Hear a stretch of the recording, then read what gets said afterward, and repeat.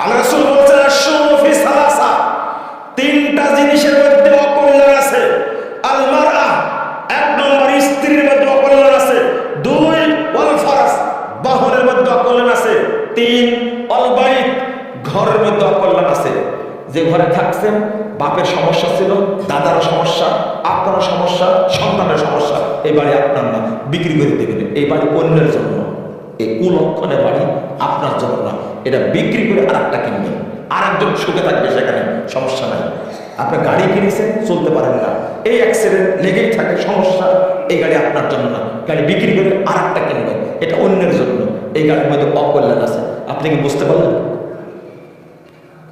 বুঝেননি? প্রথমটা কি করবেন? প্রথমটা কি করবেন? আপনার বউকে মনে করছেন আসমানের ফেরেশতা নাকি? ইসমাঈল আলাইহিস সালাতু ওয়াস সালাম যদি বউকে তালাক দিতে পারেন মুহাম্মদ সাল্লাল্লাহু আলাইহি ওয়াসাল্লামের বাপ, আপনি আমার কথা বুঝেন না? আমার কথা বুঝবেন না কেন? আমি কি অন্য ভাষায় কথা বলছি?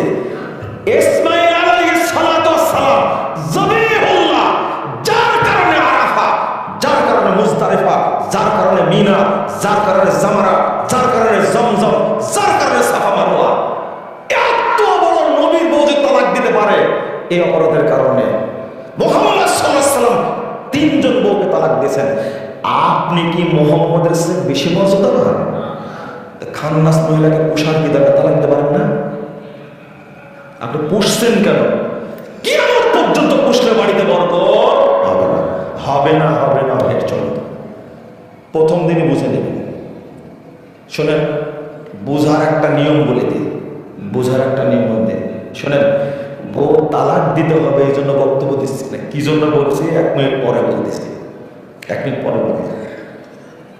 শোনেন, যেদিন বুঝবেন বউ আমার সেজে গুজে মার্কেটে যাচ্ছে, ওই দিন বুঝবেন সবচেয়ে নিকৃষ্ট মহিলা এটা, একে রাখা যাবে না।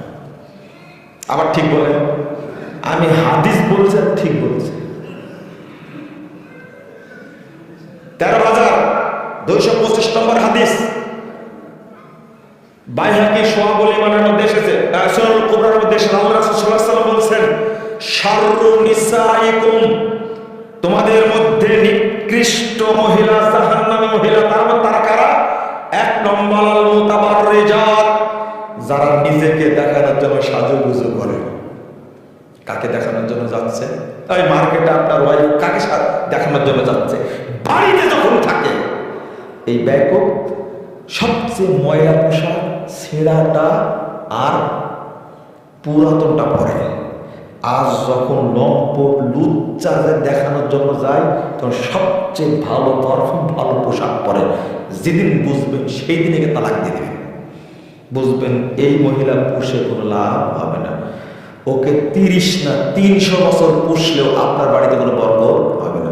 কারণ আল্লাহ নবী বলেছেন, ওয়াশাররু নিসাইকুম, সবচেয়ে জঘন্য মহিলা, সবচেয়ে খারাপ মহিলা, ওর মধ্যে বরকত থাকতে পারে?